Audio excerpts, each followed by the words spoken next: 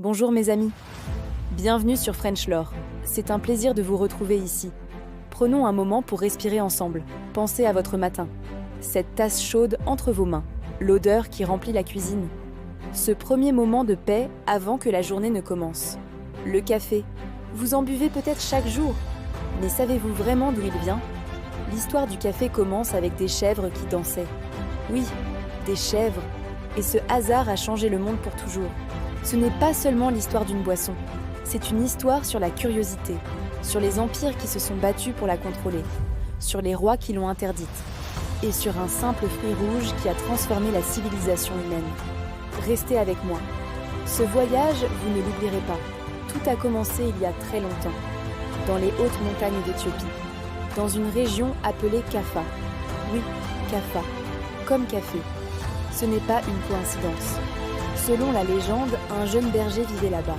Son nom était Kaldi, et il gardait des chèvres dans les collines verdoyantes. Un jour, Kaldi remarqua quelque chose d'étrange. Ces chèvres se comportaient bizarrement. Elles sautaient un peu partout. Elles dansaient. Même les plus vieilles chèvres, fatiguées et lentes, bondissaient comme des jeunes.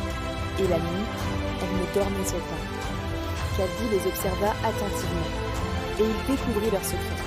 Elles mangeaient de petits fruits rouges sur un arbuste sauvage, des baies brillantes que personne n'avait remarquées avant.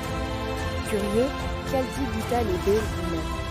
Et soudain, il ressentit une énergie incroyable. Sa fatigue disparut, son esprit devint clair et vif. Kaldi venait de découvrir le café. Sans le savoir, ce simple berger allait changer l'histoire du monde. Mais cette histoire ne s'arrête pas là. Kaldi apporta les baies mystérieuses à un monastère voisin. Il les montra aux moines. Mais les moines furent méfiants. Le chef du monastère examina les fruits rouges. Et il déclara que c'était l'œuvre du diable. Il jeta les baies dans le feu. Et c'est là que quelque chose de magique se produisit. Les baies commencèrent à brûler. Et un arôme extraordinaire remplit la pièce. Un parfum riche, profond, envoûtant. Un parfum que personne n'avait jamais senti avant. Les moines ne pouvaient pas l'ignorer. Ils retirèrent à les grains du feu, ils les écrasèrent, et ils versèrent de l'eau chaude dessus. La première tasse de café venait de naître. Le moine qui l'avait rejetée fut le premier à la boire, et il découvrit qu'elle le gardait éveillé toute la nuit, pendant les longues heures de prière. Alors il partagea la boisson avec les autres moines, et la nouvelle se répandit, de monastère en monastère, de village en village. C'était une découverte simple, mais elle était très importante. Pendant des siècles, le café resta un secret africain. Les tribus locales, les Oromos, consommaient déjà les grains de café depuis longtemps. Ils les mélangeaient avec de la graisse animale pour créer une sorte de nourriture énergétique. Un aliment parfait pour les longs voyages. Mais lentement, le café commença à voyager. Des commerçants yéménites traversèrent la mer Rouge. Ils ramenèrent les grains dans la péninsule arabique. Et c'est au Yémen que tout bascula. Au XVe siècle, les Yéménites commencèrent à cultiver le café. Ils furent les premiers à torréfier les grains, à les moudre et à préparer la boisson telle que nous la connaissons. La ville portuaire de Moka devint le centre du commerce du café. Oui, Moka, comme le moka que vous connaissez. Ce nom vient directement de cette ville yéménite.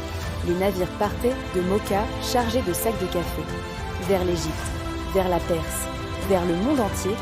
Les moines soufis furent parmi les premiers à adopter le café. Les soufis pratiquent une forme mystique de l'islam. Leurs cérémonies durent parfois toute la nuit, des heures de prière, de chant et de méditation.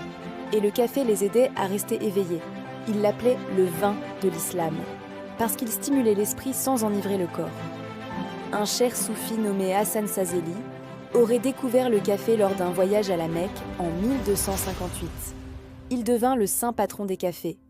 Pendant des siècles, chaque café de l'Empire ottoman portait une bannière en son honneur. Et de ce petit début commença une très longue histoire.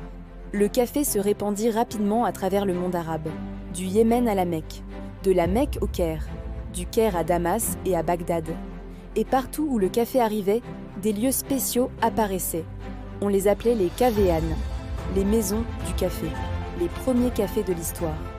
Le premier café d'Istanbul ouvrit en 1555, sous le règne de Soliman le Magnifique, l'un des sultans les plus puissants de l'histoire. Soliman lui-même adorait le café. Et quand le sultan approuve quelque chose, tout le monde suit. Vous imaginez ? Les cafés que vous connaissez aujourd'hui sont nés au Moyen-Orient.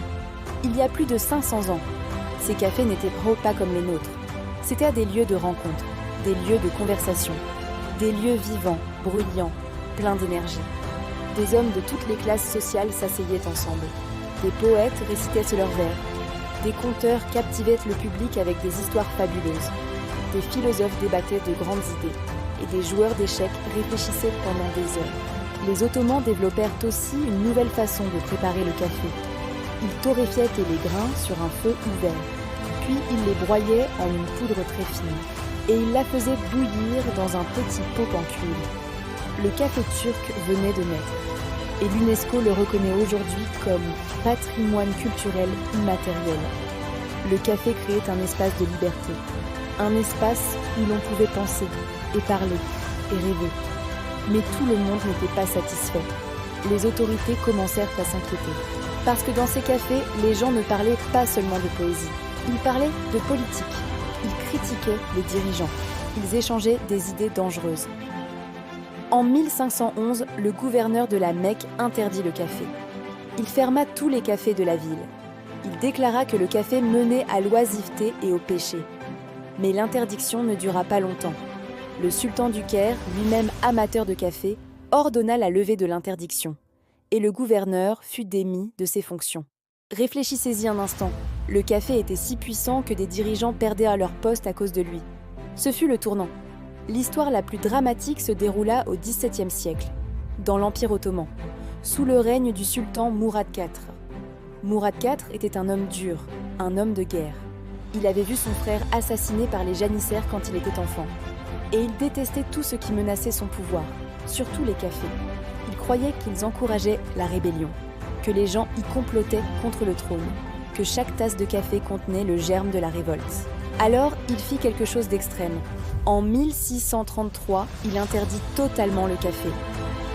Et la punition pour ceux qui désobéissaient ? La mort. On raconte que Mourad IV se déguisait la nuit. Il marchait dans les rues d'Istanbul. Et s'il trouvait quelqu'un en train de boire du café, il le punissait lui-même, de ses propres mains.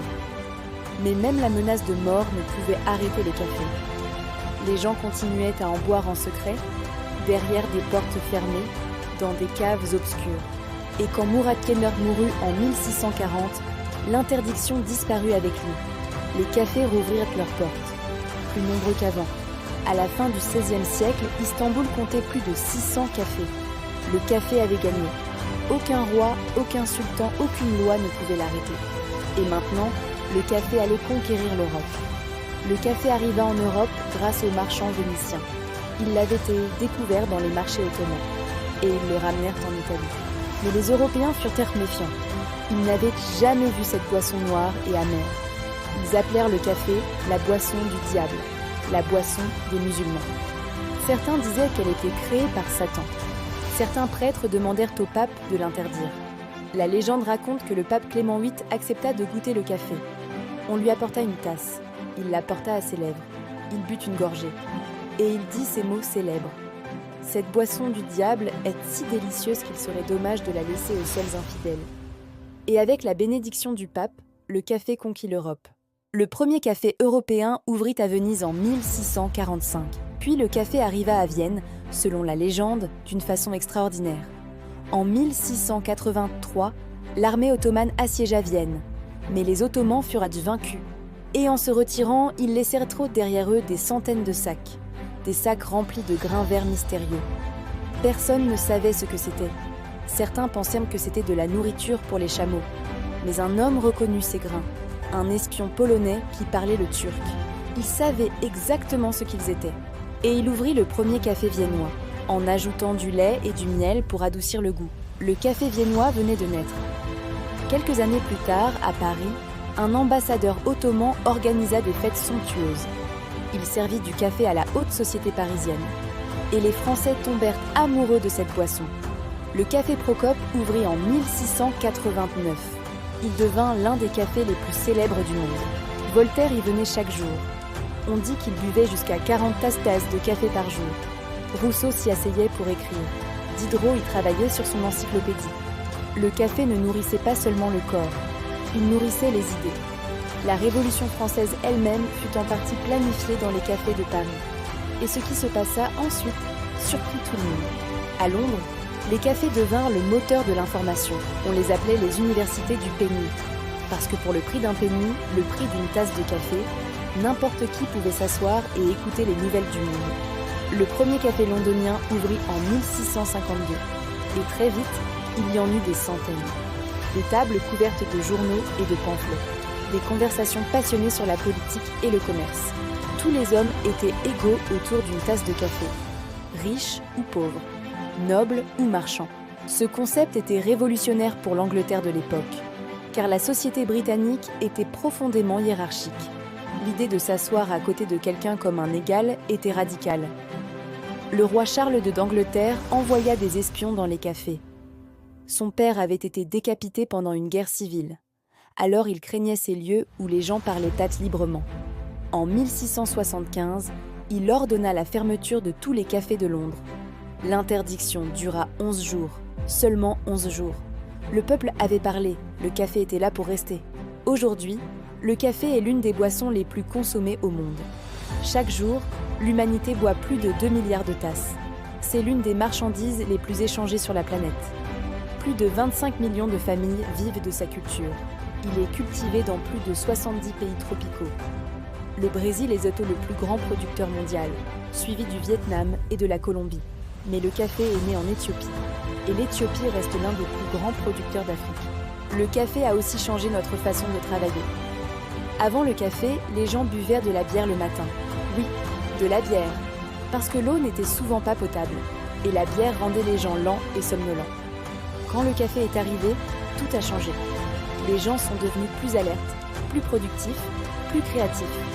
Certains historiens disent même que le café a contribué au siècle de lumière. Que sans le café, les grandes idées de liberté et de raison auraient peut-être mis plus de temps à naître. Cela semble exagéré ? Peut-être. Mais pensez-y, tout a commencé avec un berger et ses chèvres, dans les montagnes d'Éthiopie, il y a plus de 1000 ans. Depuis, le café a traversé les océans. Il a survécu aux interdictions des sultans. Il a reçu la bénédiction d'un pape. Il a nourri les esprits des philosophes. Il a alimenté des révolutions. Et il a créé une culture mondiale que nous partageons tous. Chaque matin, quand vous prenez votre tasse, vous participez à cette histoire. Elle nous apprend que les choses les plus ordinaires ont souvent les histoires les plus extraordinaires. Que la curiosité d'un seul homme peut changer le cours du monde. Et que les meilleures découvertes viennent parfois des endroits les plus inattendus. Des chèvres qui dansent pendant les montagnes. Abonnez-vous à French Lore pour ne manquer aucune nouvelle histoire. À la prochaine fois. Continuez à écouter. Continuez à découvrir le monde, une histoire après l'autre.